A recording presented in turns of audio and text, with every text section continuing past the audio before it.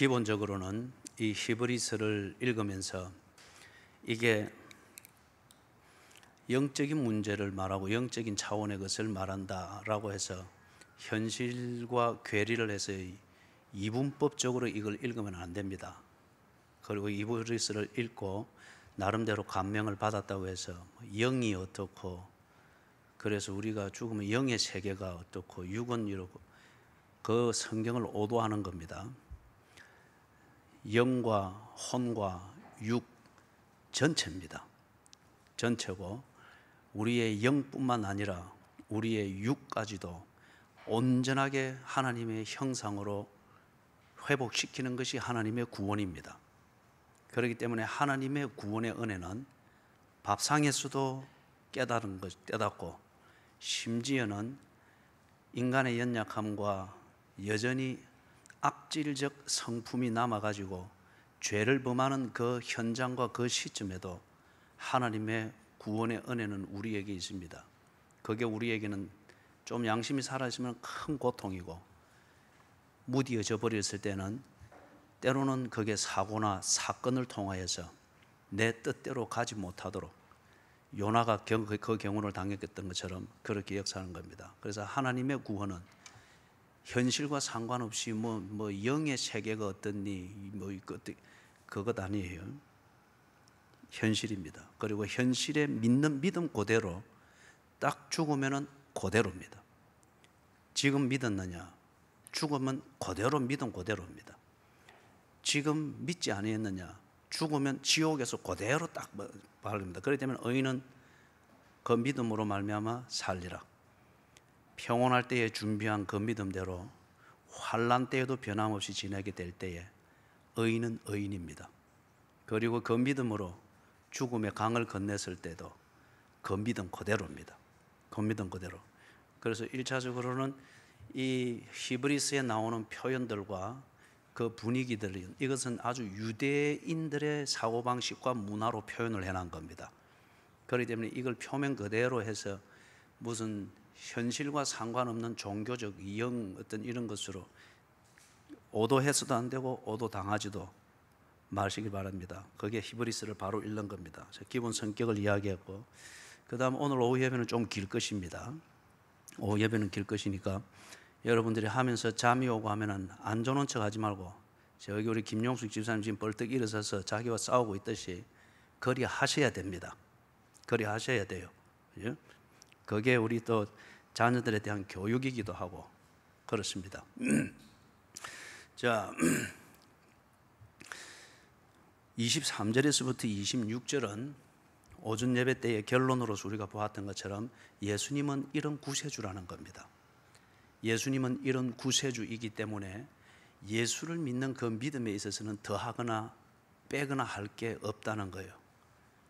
그래서 예수를 믿는 믿음 생활에서 환난을 당하고 어려움을 겪는 것은, 그거는 살아가는 인생입니다. 인생이라는 이 여정에 터널도 있고 내리막길도 있고 오르막길도 있고 유체 앞인 들판길을 가는 때가 있고 낙엽지는 가을길을 가는 때가 있습니다. 이거는 인생입니다. 가는 길이기 때문에 그 모든 것을 거쳐가게 되는 거죠. 그런데 사람들이 그런 과정을 겪는 순간에는 시련이다, 시험이다, 자기 스스로 의미를 부여해서 의미가 달라지면은, 여러분, 의미를 판단하는 기준이 달라지면은 길이 바뀌게 됩니다. 길이 바뀌게 되는 거예요. 그렇게 되니까 시험이나 시련이라고 판단되어지는 그 과정을 겪을 때에 믿음이 이런 게 아닌 모양이다. 교회 생활 너무 이래 해서는 안 되는 모양이다. 이런 식으로들 생각을 하면서 이래 헷갈리기를 시작합니다 말이에요. 거기에 지나치면은 다른 예수가 나옵니다. 예수께서 주신 복음에 무언가 양림이 쳐지고 이리 되다 보니 신천지가 나오고 여호와의 증인이 나오고 구원파가 나오고 무슨 거기 나오고 어머니 하나님이 나오게 되고 막 이런 식이 되는 거예요. 그죠? 막 이런 식이 되는 거예요. 그리고 예수님이 가르쳐 준 기도가 분명히 있는데 그 기도에 자기가 좀 어려움을 겪고 시련을 당한다 싶을 때는 꼭 그 기도에 자기의 것을 가미하는 거예요. 그래서 왜 기도하면서 자꾸 십자가를 꺼면서 기도하느냐 말이에요. 그죠? 십자가는 당신의 손끝에서 만들어진 게 아니고 예수께서 죽으신 현장입니다. 그거 외에 다른 십자가가 없어요. 그거 외에 다른 십자가가 있다고 하면은 그거는 펑크족이 달든지 히피족의 상징이든지 아니면은 현대가 십자가를 거꾸로 해놓은 헤도니즘의 상징이든지 그런 십자가는 구원과는 아무 상관이 없습니다. 그래서 시험이나 시련을 겪게 되어질 때에 이게 외부의 박해로부터 올 수도 있고 아니면은 내 내적인 심적 갈등과 혼돈에서 올 수가 있습니다. 그럴 때에 사람들이 믿는 바에 대하여서 자꾸 두리번거리고 헷갈리고 아니면 오전에 봤던 대로 우리가 강단이 낮아서 그렇나 1m로 높여보고 강대상이 너무 시꺼매서 그렇나 크리스탈로 바꿔보고 예배 광고가 앞에 있으니 그렇나 광고를 축도 마친 다음에 넣어보고 축도 마친 다음에 넣어보니까 이 가는 사람들이 빨리 못 가고 또 이게 짜증낸다고 그러니까 이걸 중간에서 딱 축도와 함께 마치도록 하십시다. 중간에 또 샌드위치처럼 잡아 넣어보고 그런다고 해서 구원을 받습니까? 그런 것은 합리적으로 판단해보고 더 어떤 게 유익할 것인가를 두고 생각하고 만들어 가볼 수 있는 영역입니다. 그러나 그런 것이 안 된다고 해서 구원이 없고 복음이 틀리고 교회가 틀려 그리 말하는 것은 그런 의견 자체나 그런 분위기 자체나 그런 걸 만들어가는 문화 자체에 대해서 여러분들이 거절할 수 있어야 됩니다. 예? 거절할 수 있습니다. 복음은 그리고 복음을 믿는 사람들은 겸손하라고 가르침을 받았지 굴종적이 되라고 하나님이 가르친 적이 없습니다. 예수님이 성천하시고 난 다음 2016년이 지나는 동안 교회가 존속되어지고 복음이 증거되어진 것은 비굴한 굴종과 타협과 거래로 만들어진 게 아닙니다. 예? 복음을 믿는 믿음 그대로의 삶이었습니다. 그대로의 삶. 그래서 복음을 복음으로 볼 수 있도록 사람의 삶과 설교와 교회를 통해서 복음 그 자체를 볼 수 있도록 했을 때 사람과 세상들이 그걸 보고 예수를 찾게 된 겁니다. 그게 지금 2016년이 지나가면서까지 복음이 시련은 겪되 변질되지 아니하고 오히려 세상을 변화시키면서 지금까지 전승되어져 내려오는 그 힘입니다. 그래서 23절에서부터 26절에 봤던 예수님은 완전한 구세주입니다. 예수님 존재와 그분이 하신 일, 그 일의 의미로 인해서 우리는 구원을 얻었습니다. 그 얻은 구원은 사망에서 생명으로 옮긴 겁니다. 5년 더 사는 게 아니고 조금 더 환난을 피하면서 편하게 사는 게 아니고 마음대로 게으르게 살면서도 원하는 것을 다 이루면서 사는 그런 무당 귀신 잡는 소리 하는 그런 게 아니고 사망에서 생명으로 옮긴 겁니다. 지옥에서 천국으로 옮긴 겁니다. 사탄의 자식에서 하나님의 자녀로 옮겨진 겁니다. 이게 예수님이 우리에게 주신 구원입니다. 그래서 이 구원을 위하여서 예수는 하나님의 본체를 가지고 제물이 될 수 있는 인간으로서 여기에 오셨습니다. 그리고 하나님이 정하신 그 법, 율법의 구속함을 받는 구속함을 위해서 해야 되는 그 원리대로 충족시키셨습니다. 이게 우리가 오전 예배 때 보았던 겁니다. 자, 그러면은 27절, 28절 우리 다시 한번 또 읽어봅니다.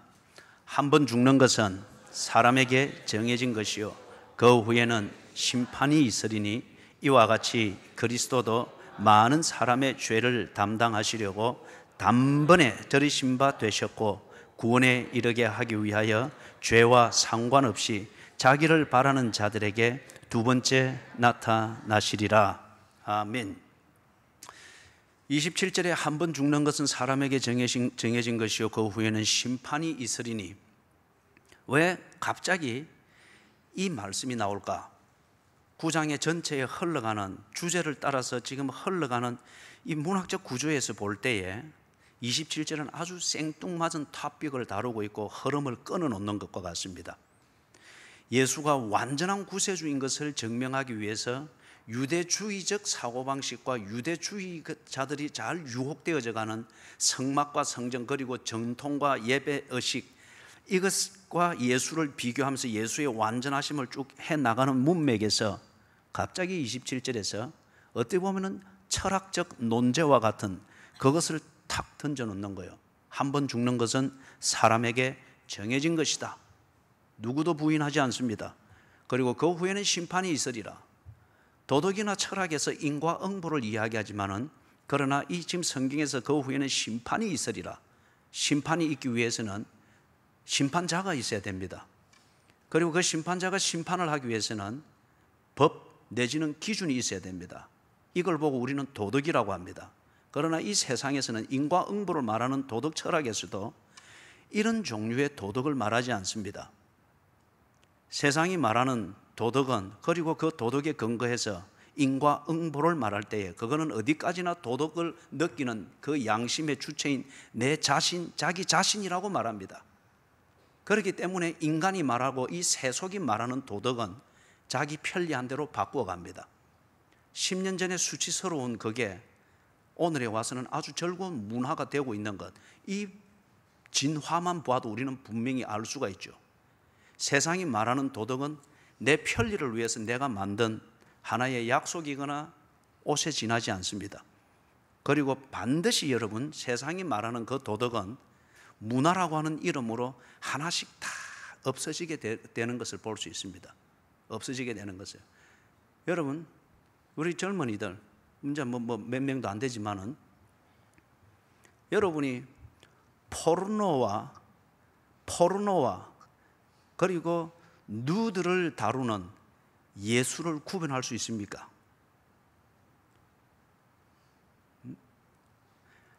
또는 포르노를 찍어서 하는 에로물 영화와 다큐멘터리에서 그 비슷한 차원들을 다루는 다큐멘터리 영화와 기준을 구분할 수 있습니까? 포르노 사진과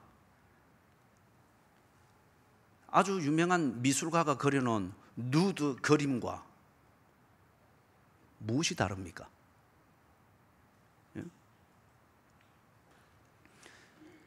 이 문제, 이런 질문에 대해서는 여러분이 오늘날 우리 안방극장에서 케이블을 타고 지금 공중파에서도 뭐 거의 그런 벽들이 허물어지고 있습니다만은, 케이블에서 성 문제를 다루거나 그런 토픽들을 다루는, 그걸 보다 더 노골적으로 시청률을 올리기 위하여서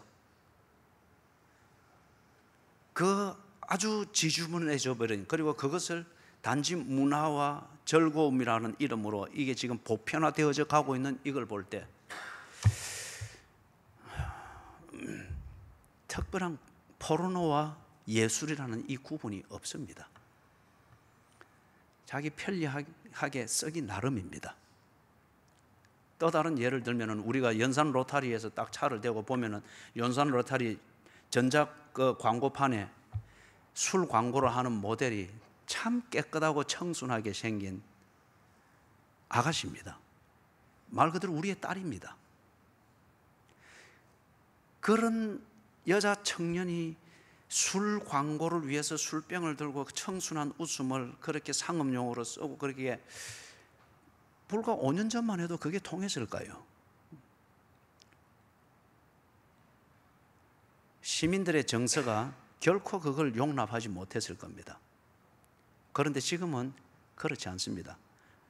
돈이 된다고 하면은 청순한 웃음도 상품이 되어지고, 청순함과 정조와 순결이라는 이 도덕적 가치의 상징이 되었던 우리의 딸들의 그 순진한 모습과 이것도 돈이 된다고 하면은 술 선전용으로, 그리고 그 술 파티 뒤에는 뭐가 이어지는지 이 문화가, 이미 타락한 문화가 알고 있습니다. 예술과 포르노를 구분하는 당신의 기준은 무엇입니까? 그리고 그 기준을 가지고, 그 도덕을 가지고 당신은 포르노와 또는 음란물과 예술이라는 이 경계를 지키면서 여러분의 양심과 품위를 유지하고 있습니까? 아닐 거예요. 즐거움과 만족을 위해서 그 기준은 점점 포르노를 예술로 인정하는 쪽으로 자리 이동을 해가고 있을 겁니다. 밤새도록 야동을 보며 음란문을 보는 그것도 연구라는 이름으로, 자료 수집이라는 이름으로 얼마든지 상하탑에 있는 연구실에 교수들이 그렇게 눈에 불을 켜고 하는 것도 사실이죠.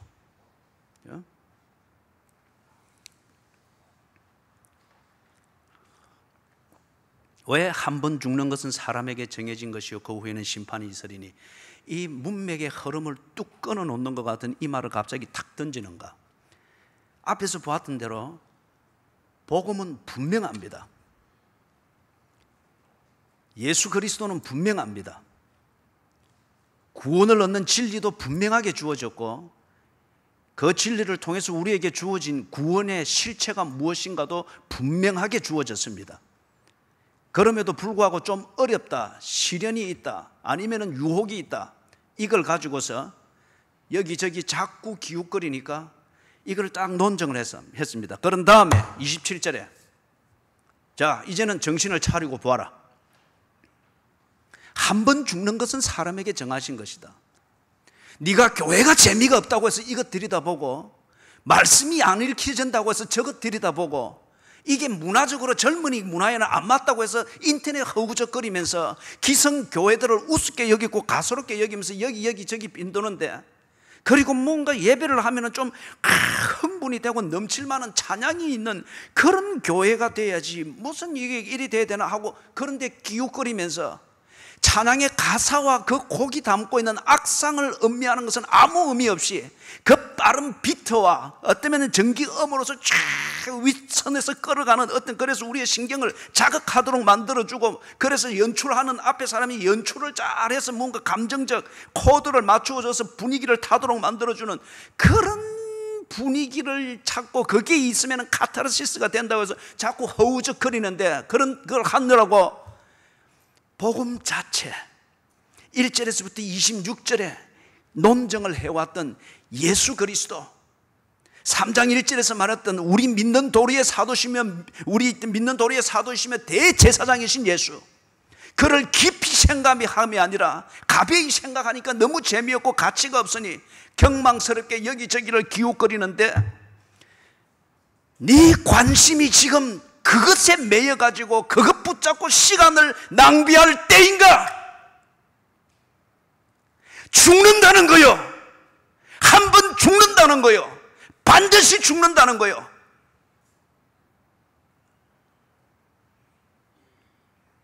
내일 죽지 말라는 보장이 있습니까?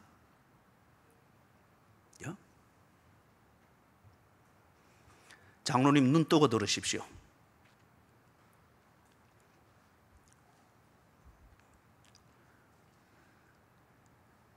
내일 죽지 말라는 보장이 있습니까?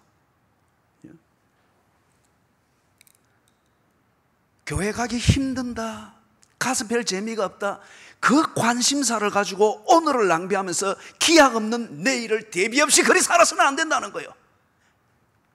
죽는다는 거예요. 이런 재미 저런 재미, 이런 자극 저거는 자극을 찾아서 거기에 대한 대안이 없나 싶어서 뭔가 교회 건물을 찾아샀고, 목사의 프로필을 받았고, 설교 방식과 패턴을 받아샀고 이리 샀는데, 사람아 그게 아니라는 거예요. 미가서에서 말하는 것처럼 사람아 그게 아니라는 거예요. 네 죽으면 그런 관심이 무슨 소용이 있느냐? 그 관심 해결하려고 좀 네 눈에 맞고 네 코드에 맞는 이런 설교 찾고 저런 설교 찾아 돌아다니는데, 그것 한다고 해서 네 죽으면 그게 무슨 의미가 있느냐? 그리고 그렇게 한다고 해서 그들이 네게 구원을 주었느냐는 거죠. 그걸 지금 말하는 거예요. 한 번 죽는 것은 사람에게 정하신 것이다. 왜 이 히브리인 그리스도인들아, 그 아무 문제가 안 되는 것, 그렇게 중요하지 않는 문제, 여유 있으면 한번 건드려 볼 수 있고 챙겨볼 수 있는 그런 정도의 문제를 가지고 왜 그 관심사를 가지고 올인하고 그것 아니면 뭔가 안 되는 것처럼 목숨을 거느라 왜 복음에서 떠나느냐? 왜 믿음에서 떠나느냐? 왜 흘러 떠내려가느냐? 한 번 죽는 것은 사람에게 정하신 것 네가 알고 있느냐? 두 번째 잊지 말아야 될 것은 반드시 심판을 받는다. 살은 내용에 대해서 심판을 받는다는 거예요. 그런데 네 관심사 그걸 가지고 이리 허우적거리고 저리 허우적거리고 성막을 뒷미고 다시 유대교를 뒷미고 유대교에 있는 무엇을 우리가 도입을 해야 된다느니 그리하면서 실제적인 네 신앙생활의 기본을 잃어가고 있는데 네 그 관심사와 그 논쟁을 하고 있는 그것 네 원하는 대로 이루었을 때에 네가 심판 앞에서 당당할 수 있겠느냐는 거예요. 한 번 죽는 것은 사람에게 정하신 것이요 그 후에는 심판이 있으리니. 다른 말로 말하면은 26절까지 복음, 완전하신 구세주인 예수 그리스도를 왜 그런가를 쭉 설명하고 난 다음에 사람아, 이 복음 위에서 네가 정말 고민하고 생각해야 될 것을 생각해라. 그리고 그 고민을 해결하는, 해결이 되어지는 그것을 생각하고 그 준비를 하라. 27절에 이 말씀의 내용을 지금까지 설명했던 것을 세 가지로 요약하면 이렇습니다. 첫 번째는 시간이 없다는 거예요. 그런 부수적인 문제와 신앙생활 환경에 관련되어진 문제, 더 좋으면 더 유익할 수는 있으나 그게 본질은 아니지 않느냐.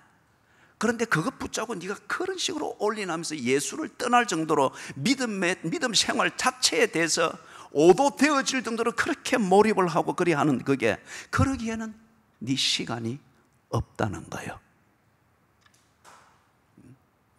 두 번째는 왜 이 말이 갑자기 나오면서 주의를 환기시키는가? 심판은 법대로 이루어진다는 겁니다. 심판은 법대로 이루어지는 것이, 그 심판에서 자비가 있고 이게 없습니다. 심판의 성격 자체가 사법적이잖아요. 사법이 성립되기 위하여서는 약속이라는 이 법이 적용이 돼야 됩니다. 하나님께서 지금까지 보여주었고 가르쳐 주었고 검증하게 했던 그 법대로 심판은 되어질 것이다. 네 관심 따라 이리저리 헤매고 뭔가를 하고 하는 것 네 자유일 수 있겠으나 네 관심 따라 그렇게 해서 나름대로 네 하고 싶은 대로 하고 있는 그게 지금 심판에 적용할 그 법과 일치되느냐는 거예요.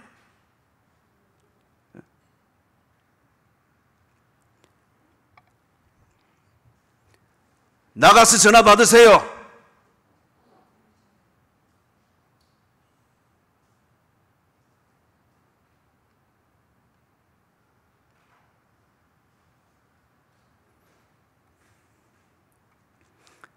세 번째는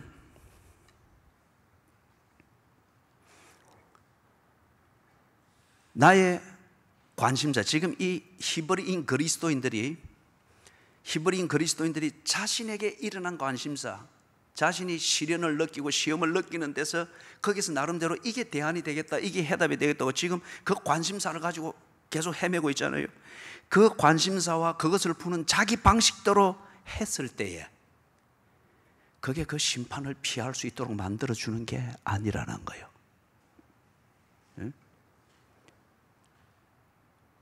지 관심사와 지 방식대로 유대교를 좀 도입하고 이것저것 섞어서 지 심정에 맞고 소위 말해서 갈급함에 해소가 되어지도록 지 방식대로 이렇게 했을 때 지는 좀 후련할지 모르겠지만은, 그러나 그게 심판을 모면하게 해주는 바른 준비가 아니라는 거예요. 이 세 가지입니다. 그러기에는 시간이 없다. 두 번째, 심판은 법대로 이루어진다. 세 번째, 사람아, 네 관심대로 네가 나름대로 열심히 하고 절박하게 한다마는 그게 심판에 적용하는 법과 맞다고 누가 보장하느냐. 그래서 바른 관심, 바른 방식, 그리고 법을 알고 하나님의 그 복음으로 돌아갈 이 근본적인 주의를 환기를 시키기 위하여서 한 번 죽는 것은 사람에게 정해진 것이요 그 후에는 심판이 있으리니. 여러분 예수 믿습니까? 금식기도 해봤느냐 그걸 묻는 게 아닙니다. 예수 믿습니까? 11조 하고 있느냐, 그걸 묻는 게 아닙니다. 예수 믿습니까? 내일 죽으면 여러분은 어디에 있을 것 같습니까?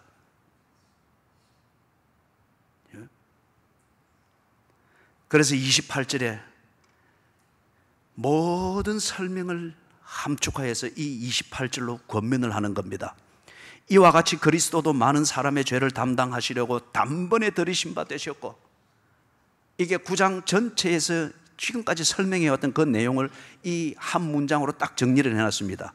이와 같이 그리스도도 많은 사람의 죄를 담당하시려고 단번에 들이신 바 되셨고, 이게 신학적으로 말하면은 초림입니다. 예수님이 성육신하여 이 땅에 오셔서 당신이 보여주시고 계시하시고 가르쳐주시고 사람들로 하여금 검증하게 하시고 확정하도록 예수님이 보여주셨던 모든 사역입니다.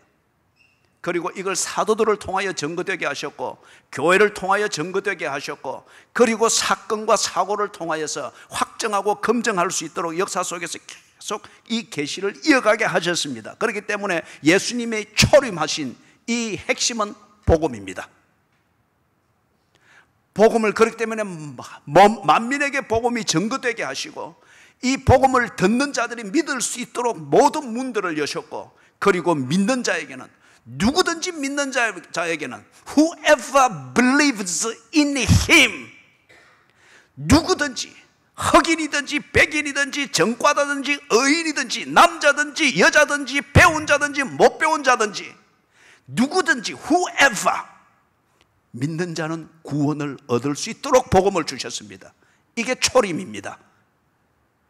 그런데 하반절에 보니까 구원에 이르게 하기 위하여 죄와 상관없이 자기를 바라는 자들에게 두 번째 나타나시리라. 재림입니다. 이 재림의 목적이 뭐라고 합니까? 구원에 이르게 하기 위하여 완성입니다. 복음의 완성입니다. 누구든지 믿는 자는 구원을 얻게 하려 함이니라. 이 약속의 완성입니다. 그렇다고 하면 더 이상 믿도록 하기 위해서 복음이 증거되어지고 하는 것은 끝났습니다. 믿었던 자가, 그리고 믿어왔던 자가 믿음대로 그 결실을 보며 실체를 보며 구원에 이르게 되는 구원의 완성, 이걸 위하여서 예수님이 다시 오신다고 합니다. 이게 재림입니다. 저는 재림을 믿습니다. 재림이 영으로 오고 기분으로 되어지고 우리의 영적 상태가 어떻게 되어지고, 웃기는 소리 하지 마셔. 성경에 그게 어디에 있느냐 이거죠. 그렇게 만들었던 게 자유주의고 자연주의, 내추럴리즘이고, 또는 과학과 조화시키려고 하는 사이언톨로지, 과학화시켜버린 종교에서 성경이 납득이 되어지도록 그렇게 논리로 조작을 해놓은 겁니다. 몸의 부활을 믿습니다. 예수님이 올라가시는 것을 너희들이 본 그대로 내가 다시 오시리라고 했습니다. 구름을 타고 올지 안개를 타고 올지 어떤 방식으로 올지 I don't know. 거기에 대해서는 저는 모릅니다.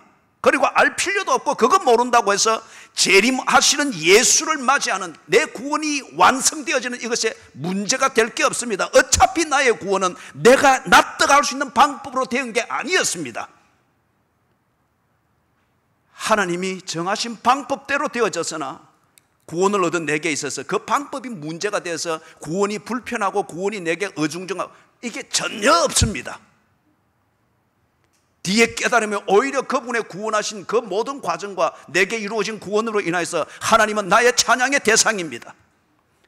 온 밤을 지새어서 다윗이 했던 것처럼, 그리고 사무엘 시대의 선지자들이 했던 것처럼 몸을 헐떡 벗고서 하나님 앞에 춤을 추며 내 구원으로 인하여 기뻐하며 즐거워하고 싶은 것이, 그럴 정도로 하나님의 구원은 내게 완전하며 나의 기쁨입니다. 그분이 어떤 방법으로 나를 구원하셨느냐, 그것은 뒤에 알게 되어지면서 그분의 지혜와 완전하심을 찬양하는 그분의 은혜일 뿐, 그걸 내가 납득할 수 있는 방식으로 안 됐다고 해서 내게 이루어진 구원이, 저는 의심이 전혀 안 됩니다. 그분의 구원이 얼마나 기쁜지 모릅니다. 예수님은 재림하십니다. 여러분의 동의를 구하는 게 아닙니다. 저의 믿음이며 이 믿음의 근거는 성경입니다. 그래서 이것을 선포할 뿐입니다. 너희가 너희 가운데서 올라가심을 본 그대로 다시 오시리라. 갈릴리의 500여 형제들이 보는 가운데서 올라가셨습니다. 사도행전 1장. 그들이 본 그대로 다시 오시리라 하니 그게 어떤 방법인지 어떻게인지 그것은 모릅니다. 그러나 분명히 나와 똑같은 성정을 가지고 생물학적으로나 아니면 심리학적으로나 과학적으로나 나와 똑같은 본질을 가지고 있는 2000년 전에 갈릴리에 살던 그 주민 500여 사람이 그들의 눈으로 보았습니다. 그렇다고 하면은 그들과 똑같은 시력을 가지고 있고 감성과 지성을 가지고 있는 나와 그리스도인들 또한 똑같이 보게 될 것입니다. 그렇게 알 수 있도록 온다고 했습니다. 그 재림을 믿습니다. 주님이 재림하시면은 그 재림은 복음을 전하기 위해서가 아니고 구원의 기회를 주기 위해서가 아니고 심판을 위해서 오신다고 했습니다.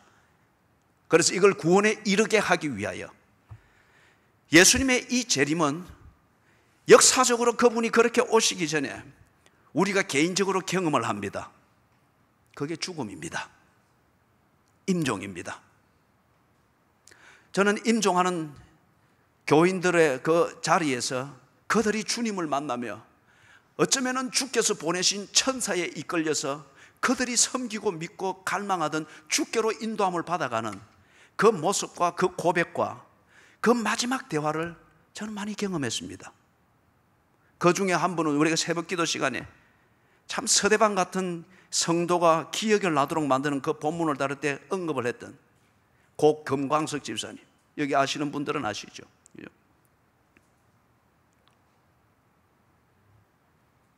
성도의, 저는 살아있으면서 우리가 이렇게 교제를 할 때는 교회에서 제가 성도라는 이름을 쓰지 않습니다.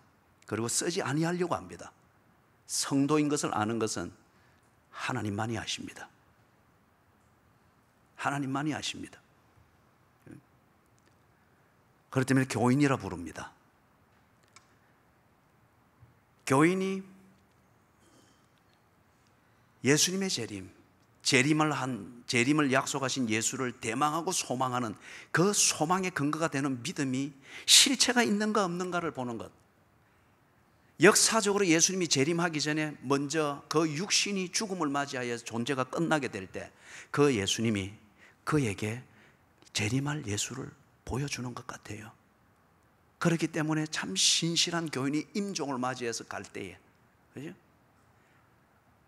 암으로 말기를 행하면서 그 고통 가운데에서 그렇게 약과 방법을 찾지 못해서 잘라서 그냥 생살을 손으로 넣어서 생살로 이렇게 간을 만지고 이래 할 때 차라리 죽겠다고 몸부림을 칭쳐도 그 아픔 가운데서 마지막 투쟁을 하지만은 예수님을 보면서 그 예수님의 영접함을 보면서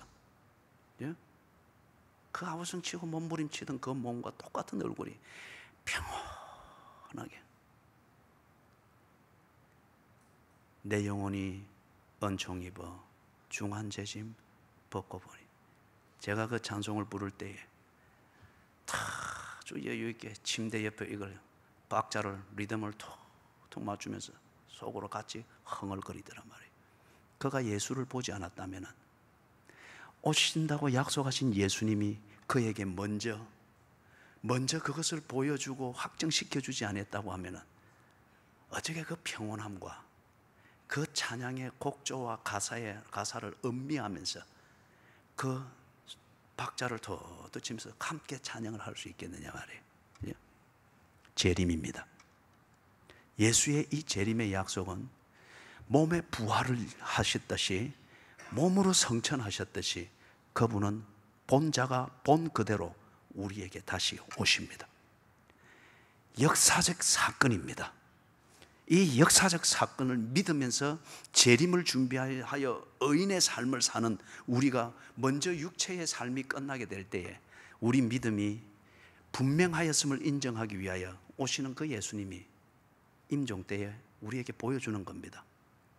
천사를 보내서든 성령의 역사하심을 통해서든 아니면은 어떤 이에게는 예수라 믿을 수 있는 그 어떤 환상이든 그 어떤 현상들을 경험을 하면서 죽음의 문턱을 건너는 인간의 가장 두려운 그 순간을 오히려 역설적이기도 평안 가운데 주 예수여 어서 오시옵소서, 사도 요한의 그 감동에 넘치며 오직 주님만 보이던 그때와 동일한 경험을 임종에서 보는 거예요. 재림입니다. 그 예수님이 때가 되면은 역사적으로 다시 오신답니다. 자, 그러면 문제는 이겁니다. 우리에게 있어서 지금 우리가 이 초림과 재림 사이에 있습니다. 여전히 복음이 전거되어지고 이 복음을 통해서 믿어 구원을 얻을 수 있는 이 사역 속에 우리가 있습니다. 어떻게 살아야 할까요? 내일 재림이 이루어지면은 나는 지금 어디 있을까요? 예수의 이 재림을 믿음으로 확인하게 되어지는 내 죽음을 내일 맞이하게 된다면은 당신은 두려워서 도망가고 싶어 하는 말 그대로 죽음의 노예가 될까요? 아니면은 예수를 만나기 위하여 요단강을 건너는 그 환희에 젖는 사람이 될까요? 이 초림을 맞이하고서 예수님의 초림을 맞이하고서 재림을 기다리는 우리가 시험과 시련, 복음을 흔들고 믿음을 흔들고 교회 생활을 흔들고 신앙생활의 회의를 가지도록 만들고 하나님 중심, 성경 중심, 교회 중심 가치관이 무색해 여겨질 정도의 어떤 우리 생각에 혼돈을 일으키는 이 초림과 재림 사이를 지내는 우리가 예수 그리스도의 복음 그리고 그 복음 위에 서 있는 이 믿음을 어떻게 유지하면서 지킬 수 있을까요? 다른 말로 말하면 방황하지 아니하고 흘러 떠내려 가지 아니하도록 우리를 지키면서 어려울수록 더욱더 믿음이 빛나는 이 그리스도인의 삶을 살 수 있을까요? 1장에서는 그리 말했죠. 너희 들은 것을 붙잡으라고 했습니다.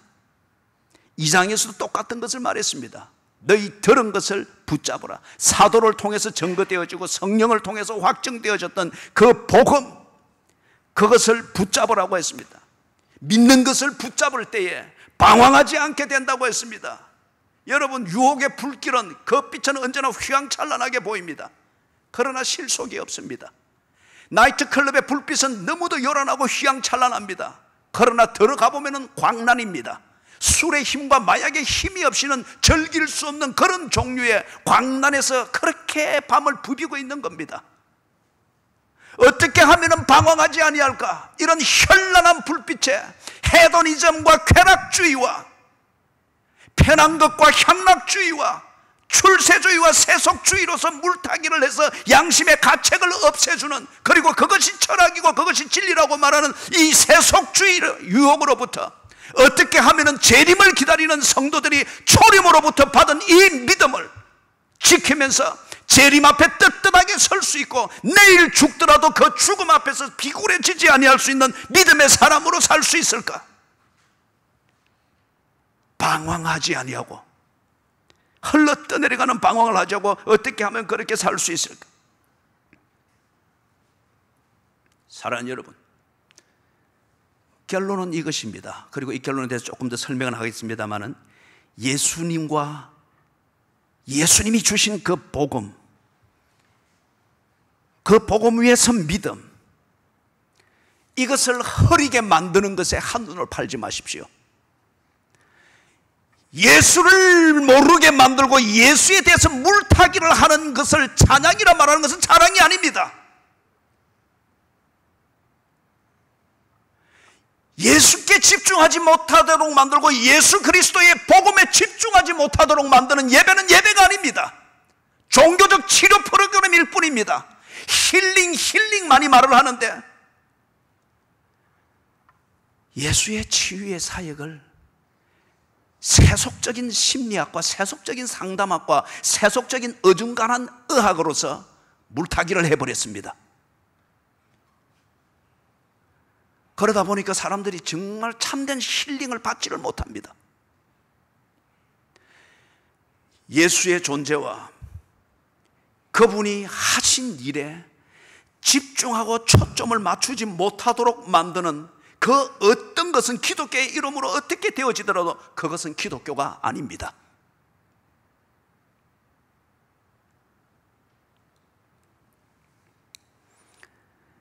이 결론에 대해서 조금 설명을 하고 기도의 제목을 가지고 기도하겠습니다.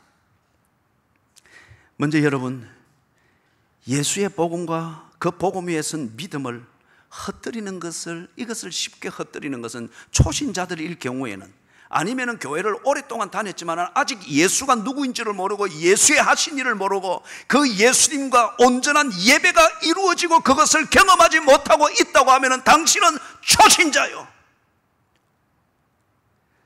그런 그 상태가 당신의 상태면 당신의 기도의 제목은 분명합니다. 주여, 재림을 기다려 주십시오. 아직은 내가 당신이 주님인 것을 알지를 못합니다. 아직은 내가 복음이 뭔지는 모릅니다.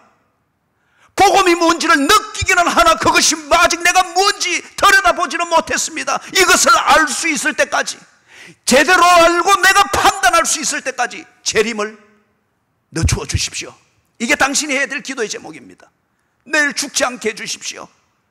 이유는 내가 복음을 제대로 듣고 심각하게 고민을 해볼 시간을 가지지를 못했습니다. 적어도 이것은 할 수 있도록 내일 죽음을 연기해 주십시오. 그게 당신이 해야 될 기도의 제목입니다. 그게 당신이 받아야 될 은혜입니다.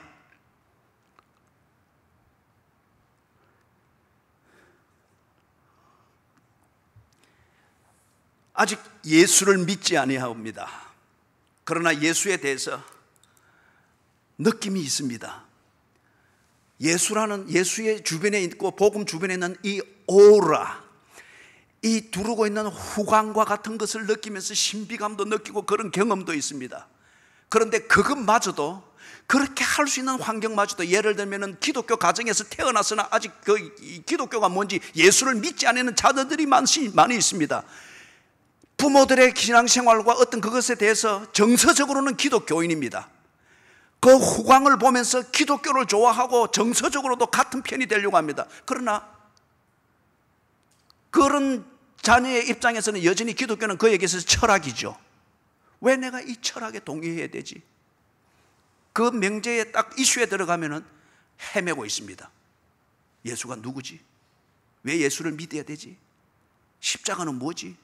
정말 그런 게 있을까? 그러는 가운데에 방황을 하게 됩니다. 그래서 그 자체마저도 떠나버리게 됩니다. 어떤 것이냐? 이 세상이 말하듯이 법으로 해결을 할 수 있다고 합니다. 인간의 문제는 법으로 해결할 수 있고 정의사회를 구현할 수 있다고 하는데, 오전에도 잠깐 언급했지만은 이 세상은 언제나 좋은 법들이 나왔고 좋은 법들로 사회를 한 번씩 뒤집어 놓았습니다. 그러나 그 법이 정착이 될 때마다 반대급부로 많은 사람들은 죽어야 했습니다. 필리핀에 지금 예를 들어보시라고요. 60만 명의 필리핀 마약과 관련되어진 필리핀 백성들을 구하기 위하여서 지금 현재 대통령이 나름대로 열정적으로 합니다. 마약과의 전쟁을 선포하고서 조금이라도 허튼 짓을 하면 그대로 사살하도록, 현장 사살하도록 했습니다. 지금 그래서 막 공포입니다. 그 좋은 법이라고 할 수 있습니다만, 그러나 그것으로 사람이 치유가 되어졌느냐? 마약 중독과 마약 밀매로 그렇게 거미줄처럼 느껴지고 하는 이 네트워크가 없어지느냐? 아니죠. 함무라비의 법전이 있었고 200여 개가 넘는 그 함무라비의 법전이 주전 18세기에 이미 있었습니다. 그러나 그 법전으로 손이 잘리고 눈이 뽑히고 얼굴에 인두로 찢어진 죄의 흔적들은 강하게 남겼으나 인간과 사회는 바뀌지 않았습니다. 주후 10세기 종교 재판이 나와서 교회 생활 바로 하게 한다고 해서 인노센트 3세 이 교황이 종교 재판소를 만들고 종교 재판에서 말 안 듣고 교회의 가르침대로 안 하고 교권이 지시하는 대로 안 하면은 가랭이를 쩍 벌려서 묶어놓고 가운데로 바로 톱으로 켜기도 하고 그랬습니다. 엄지손가락을 뒤로 묶어서 철사로 해서 천장에 달아서 이렇게 해서 달아서 고문을 했습니다. 장애로 끝나버린 사람들은 종교 재판을 통해서 엄청나게 많았습니다. 그러나 교회가 정화되어졌느냐? 아닙니다. 런던의 비참한 상황을 보면서 정치적인 개혁을 한다, 그렇게 해서 권리장전이 만들어지고 탁월한 법이 만들어졌습니다. 그러나 그 법을 통해서 영국이 바뀌었습니까? 영연방 국가가 바뀌었습니까? 인권이 정말 회복되었습니까? 보호받는 계층이 달라졌을 뿐입니다. 이 나라에 법이 있고 법을 집행하는 법관들이 대단히 많이 있고 해마다 로스쿨에서 판검사들이 쏟아져 나오고 사법연수원에서 판검사들이 쏟아져 나옵니다. 그렇지만은 이 나라에 늘어가고 있는 것은 감옥입니다. 뉴스를 장식하고 있는 것은 흉악한 범죄들입니다. 법으로 구원을 얻을 수 있느냐? 법으로 인간의 죄 문제를 해결할 수 있느냐? 그것이 된다라고 여기면서 세상이 그렇게 부추기고 어설픈 학문이 그렇게 부추길 때에 우리 기독교 가정에서 태어나고 자라고 있는 자녀들, 그리고 교회에서 교회 문화를 좋아하고 교회의 도덕을 좋아해서 왔던 그런 초신자들이 자기들의 기호에 안 맞는다고 반면에 바깥에서는 법으로 이겨야 돼야지, 정의의 이름으로 이렇게 될 때에 그런가 싶어서 가서 헤매다가 흘러 떠내려 가버립니다. 도덕으로 사람을 회복시킬 수 있다고 합니다. 그리고 도덕으로 어떤 면에서 많은 교인들이 도덕적으로 수양이 되어지고 도덕적으로 착해지고 하는 것을 위해서 자녀들을 교회에 보내려고 하고 가정도 그렇게 생각하고 당사자들도 지금 여기 앉아 계신 분들 중에서도 적지 아니하게 도덕적 성취의 목적으로 예배를 드리고 교회 생활을 하고 성경을 읽고 기도를 하고 하는 것을 형식적으로 하고 있는 분들이 적잖이 있을 것입니다. 과연 도덕이 사람을 변화시킬까요? 한 포털 사이트를 보니까 서울 지하철에서 아주 해퍼닝이 아주 유감스러운 일이 생겼습니다. 아마 시골에서 올라가신 분인 것 같은데 백발이 성성한 노부부가 앉아 있습니다. 자세가 반듯하고 품위가 있어 보입니다. 그러니까 함부로 된, 그리고 정신이 오락가락하는 그런 노인네들이 아닌 걸 알 수 있습니다. 옆에 젊은이가 다리를 꼬고 앉아 있으면서 이 꼬은 다리가 휘딱해서 이 남자 노인 앞에까지 이렇게 와 있는 거예요. 그래서 이 노인이 젊은이 다리 꼬지 말게. 그래 한 이게 이 젊은이를 20대 젊은이를 자극을 시킨 거예요.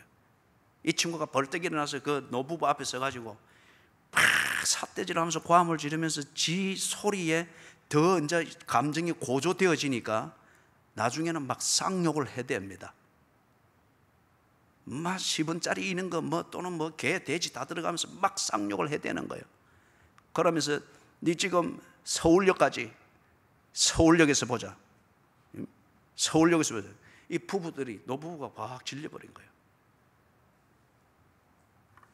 여러분, 이게 도덕이 우리에게 준 사회입니다.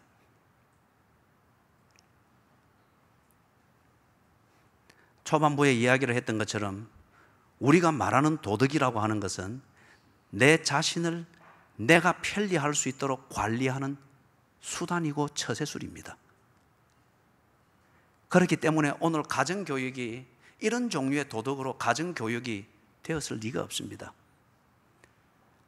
결혼한 부부 중에서 이혼하는 게 거의 50%를 육박했죠.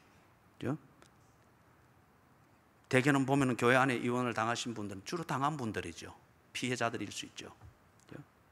도덕으로 사람을 바꿀 수 있을 것이다. 그렇기 때문에 왜 도덕으로 좀 들을 수 있고, 그 일전에 어느 또 한 분은 제게 그 이야기를, 목사님은 이 서양 철학이나 도덕은 많이 언급하는 것 같은데 동양 철학은 안 읽습니까?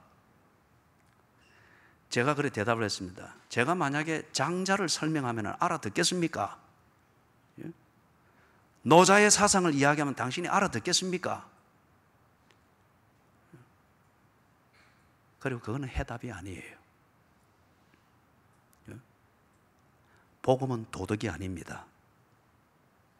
복음은 진리입니다. 기독교에서 굳이 도덕이라 말할 때에 그 도덕을 도덕되게 하는 기준은 하나님의 존재와 하나님의 뜻입니다. 이 절대가 있습니다. 그런데 이 세속에서 말하는 도덕이라고 하는 이것으로 인간은 해결되지 않습니다. 사회가 정의로워질 리가 없습니다. 지하철의 그 한 사건이 우리에게 이 모든 것을 증명해 주는 단면입니다. 세 번째는 예수의 존재와 그분의 복음에 근거한 믿음을 흐트리게 만들고 그나마 그 관심을 가지고 접근하던 그 걸음을 멈추게 하면서 흘러 떠내려가 보도록 만드는 그것은 뭐냐? 종교로서 해결될 수 있다고 생각합니다. 사회학에서는 기독교를 종교의 한 부분으로 이야기합니다. 그러나 성경을 알고 있는 우리는 기독교는 종교가 아닙니다. 기독교는 인격적인 만남이며 인격적인 교제입니다. 누구와의 만남이면 누구와의 교제입니까? 하나님입니다. 인격적이라 말하는 것은 제가 과학적으로 증명할 수는 없습니다. 그러나 저는 그게 내게 증명되어졌고 다시 다른 검증과 증명이 필요가 없기 때문에 저는 성경대로 살려고 몸부림을 치는 이 자체가 내게는 너무도 편하고 너무도 즐겁습니다.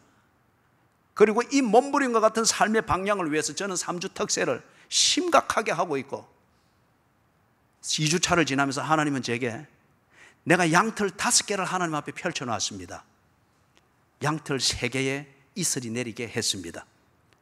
3주차에 나머지 양털 2개에 이슬을 내리게 하실 하나님을 기다립니다. 제게는 이게 증명이 될 필요가 없습니다. 하나님은 내게 지극히 인격적이십니다. 그리고 내가 하나님께 인격적으로 나아가면 나아갈수록 저는 너무도 안심이 되고 평안이 됩니다. 그렇기 때문에 기독교는 종교가 아닙니다. 기독교는 하나님과의 인격적인 만남이며 교제입니다. 그래서 이 세속은 종교로서 해결이 될 수 있다. 신을 의지하고 신을 찾는 구도 행위와 그것으로부터 주어지는 자기 관리와 마음 수련으로 될 수 있다라고 생각하는데 세속이 말하고 과학에서 말하는 종교의 그 심벌이자 종교로 성립시키는 신의 실체는 자기 자아입니다. 신이 있다고 생각하는 자기 자신의 추구욕이며 그것을 합리화시키는 자기의 논리입니다. 그게 신이라고 해서 나름대로 자기 나름대로 종교적 주술을 하는데 결국에는 그렇기 때문에 세속이 말하는 종교에서 결국 앙금처럼 남는 것은 단단해진 자기 자아만 남아 있는 거예요.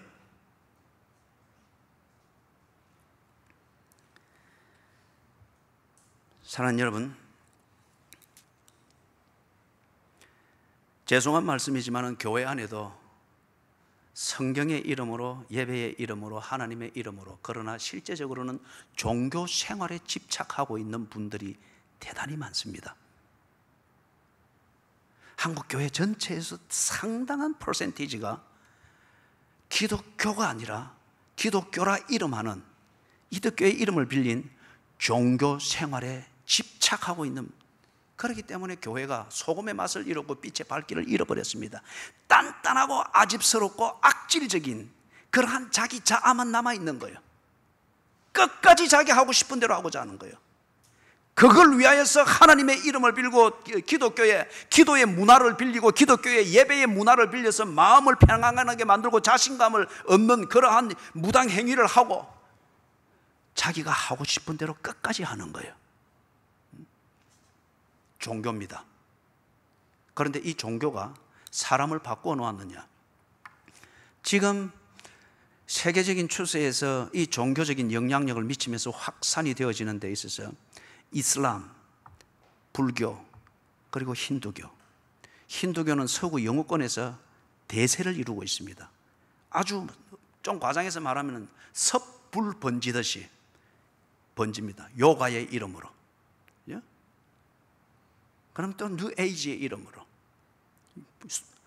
숯불처럼 그렇게 번집니다. 그런데 한 필리핀과 인도인 사이에서 난 한 청년이 인도의 유명한 그 구루가 이제 딱 집필한 이 힌두교에서 아주 워낙에 알려져 있으니까 그 사람이 한번 뜨면 그가 누군지도 모르면서 수천 명, 심지어는 만 명까지 모인다 그래요.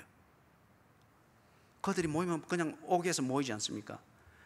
그런데 딱 이 사람도 그의 그 설법이면 설법이고 이걸 듣기 위해서 그 엄청난 군중 속에 자기도 있었답니다. 초록색 자켓을 입고, 필리핀의 트로피컬 컬러가 초록색이잖아요.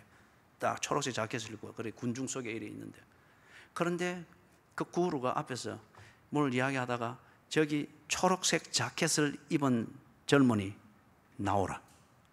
예? 근데 이 사람이 들어보니까 자기 주변에 초록색 자켓은 자기뿐이거든요. 그래도 갑자기 그렇게 두렵잖아요.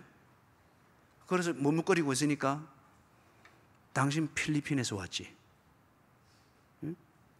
자기를 훤히 깨뚫어 보고 있는 것 같은 거예요. 그 경험을 하면서 이 청년은 완전히 머리가 하얘진 거예요.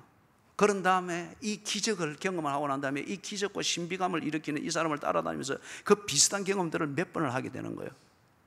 그러면서 나중에 기독교의 복음 전도자 라비 자카리아스의 집회에, 인도에서 집회할 때 참석하게 됐습니다. 그런데 그 라비 자카리아의 복음과 그 설교를 다 듣고 난 뒤에 개인적 면담을 신청하면서, 그래서 둘이 이야기를 하면서 이 청년이 고백을 한 거예요. 저를 구해 주십시오. 왜냐하면 이 청년은 이 자초지종을 들었기 때문에, 왜 당신은 많은 기적을 경험했고 그리고 힌두교에 깊이 헌신되어져서 그렇게 열심히 살고 있지 않느냐, 그런데 왜 방황한다고 말하면 내게 구해달라 그러네요. 그러면서 그럴 때 이 청년이 고백하는 거예요. 그런 기적들을 경험을 하고 신비감 속에서 쫓아다니고는 했지만, 그러면 그럴수록 내게는 이 공허함과 허망함과 채울 수 없는 영혼의 빈 공간으로 늘 괴로웠다. 지금은 내가 더 이상 어찌할 수 없는 그러한 상황이다. 오늘 내가 당신의 설교를 듣고 당신의 강연을 들을 때에 거기에 뭔가 길이 있는 것 같다. 여러분, 사람들이 종교를 찾고 종교를 구할 때 당연히 그들이 선입관처럼 목말라고 해답처럼 그들이 기대하는 것은 기적입니다. 종교의 그 경험입니다.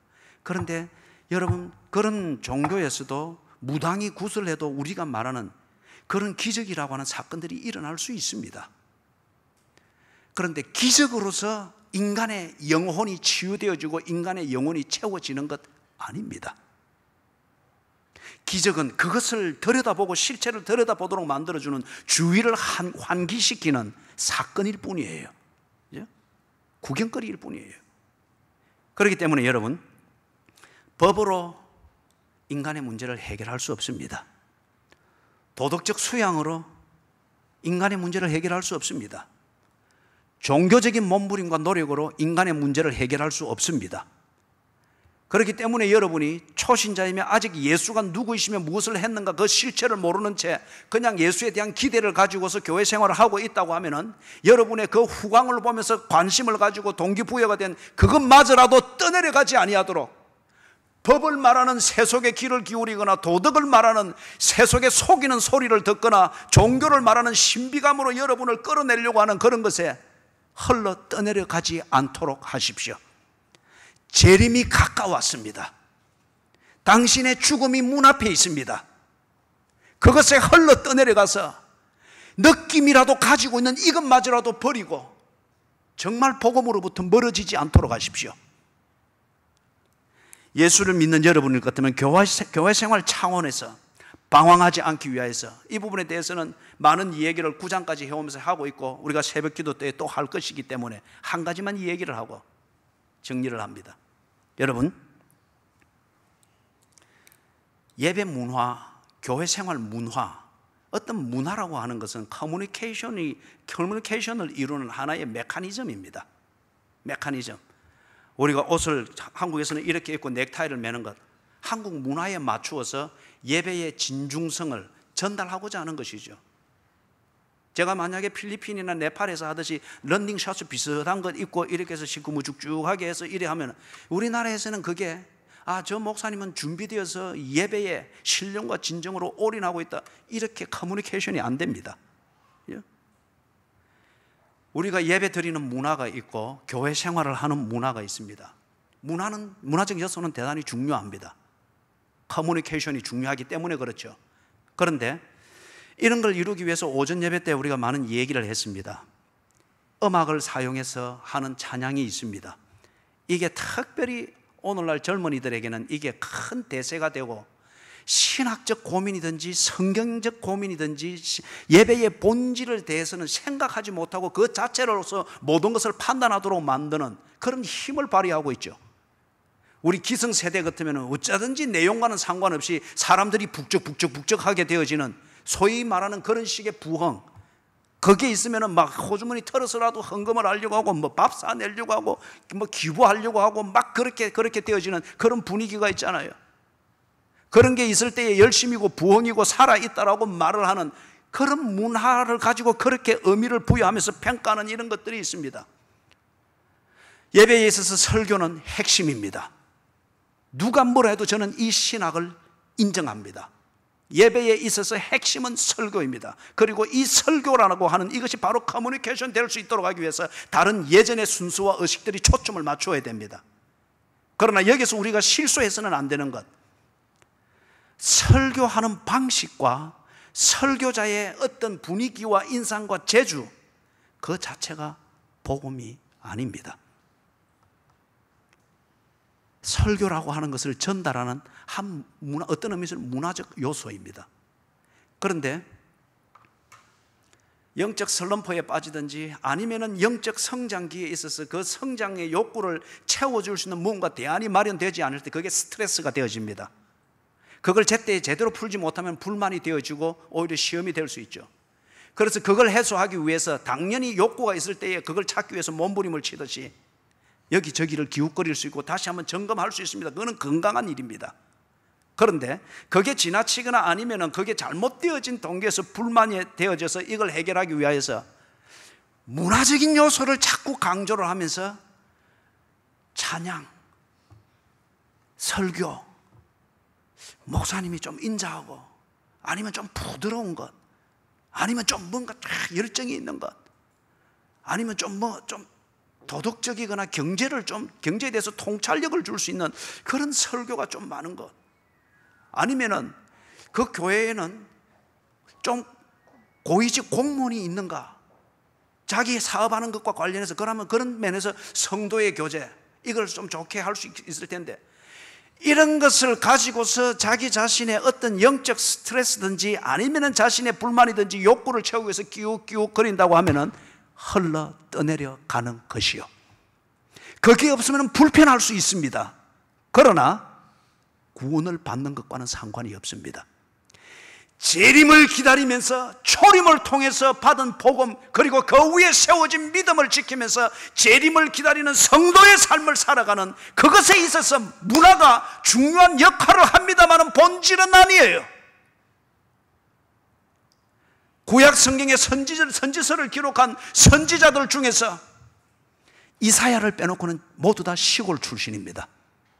문화적으로 지극히 낙후되었고 고립되어졌던 그 환경에서 자랐던 선지자들이요. 이사야만이 예루살렘에서 생활했고 예루살렘에서 선지자 활동을 했습니다.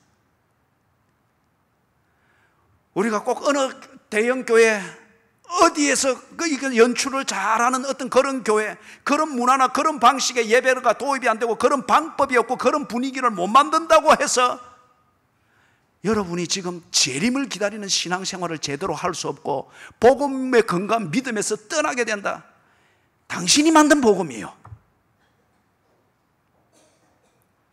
마지막 한마디만 언급하고 마치겠습니다.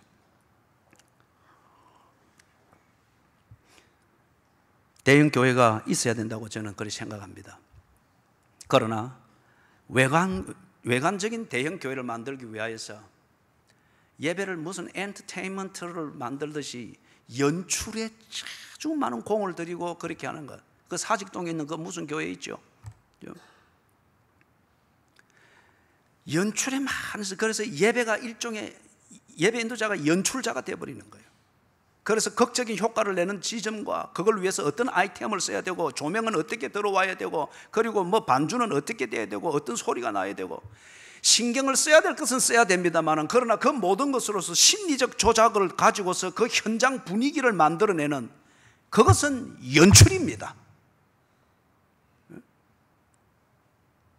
그걸 통해서 어떤 피드백을 만들 수는 있어요. 그러나 그 피드백이 하나님을 보게 만드는 피드백이냐 말이에요. 일반적으로 말해서 오늘 우리나라 교회에서 예배를 통해서, 설교를 통해서, 기도회를 통해서 피드백이 만들어져야 된다고 하면 그 피드백 반응은 뼈가 꺾이는 아픔을 호소하는 고통이어야 됩니다. 참된 회개, 어쩌면 피눈물을 흘려야 됩니다. 왜냐하면 간음하는 자들이 앉아 있잖아요. 도둑질하는 자들이 앉아 있잖아요. 예배 마치고 나가면 강도짓을 할 사람들이 앉아 있잖아요. 작정 기도하는 목적은 내가 원하는 바를 합법적으로 하기 위하여서 작정 기도를 하는 교인들이 얼마나 많은지 모릅니다. 그렇기 때문에 정말 그게 바른 예배를 인도했고 바른 예배를 드렸으면 적지 아니하는 경우에 뼈가 꺾이는 그 고통이 있어야 됩니다. 내 뜻이 꺾여져서 너무 싫어에 잠기는 이 황당함이 있어야 됩니다. 간음을 즐기고 그것을 하는 다음 프로그램을 기다리면서 예배 시간에 그것만을 기대하고 있는 그 사람에게 그것이 드러나서 아나니아와 삽비라가 현장에서 그대로 죽어나가듯이 인격적 죽음을 당하는 그 일들이 있어야 됩니다. 그리고 슬피 울며 이를 갈미 있어야 됩니다. 이런 것을 도무지 경험하지 못하도록 어떤 인위적인 쇼맨십에서 하던 그런 연출을 가지고 어떻든지 내가 좋고 위로를 받고 네 하는 것에 자존심을 가지고 자부심을 가지고 더 씌워서 마약 주사 그냥 하나 맞고 나가듯이 쭉 나간단 말이에요. 사랑하는 여러분, 예수는 완전한 구세주이십니다. 그분이 하신 일, 그것 외에 구원 얻을 길이 없습니다. 죄 사함 받을 길이 없습니다. 그렇기 때문에 아직 예수를 구세주로 영접하지 않았으나 기독교에서 좋은 인상을 가지고 접근하고 있는 분들은 세속에서 말하는 법, 도덕, 종교를 가지고서 대안을 제시하는 그것에 끼웃거리면서 여러분이 그나마 발을 들여놓은 기독교의 세계에서 흘러 떠내려 가지 않도록 하십시오. 교회 생활을 하고 있는 분들이고 그 다음에 믿음을 가졌다고 하는 분들일 것 같으면 복음의 본질과 복음의 건강한 믿음 생활을 하는데 도움이 되는 문화들, 조건과 환경들, 그것에 집착하고 그것으로 얻는 분위기와 즐거움과 아니면 기대를 채우고자 하는 관심 때문에 복음에 서 있는 믿음을 저버리고 흘러 떠내려 가지 않도록 여러분 자신을 살피고 챙기십시오. 찬송가 179장입니다. 주의 재림은 우리의 임종으로 확인됩니다. 목숨은 끊어지지 아니하되 죽음과 같은 것을 경험하는 심각한 사건이나 사고를 통해서 역시 주님이 나와 함께 하시고 내게 오시는 것을 확인시켜 주기도 합니다. 그리고 주님은 역사적으로 분명히 다시 오십니다. 초림과 재림 사이에 우리가 있습니다. 주 예수의 강림이 가까우니 179장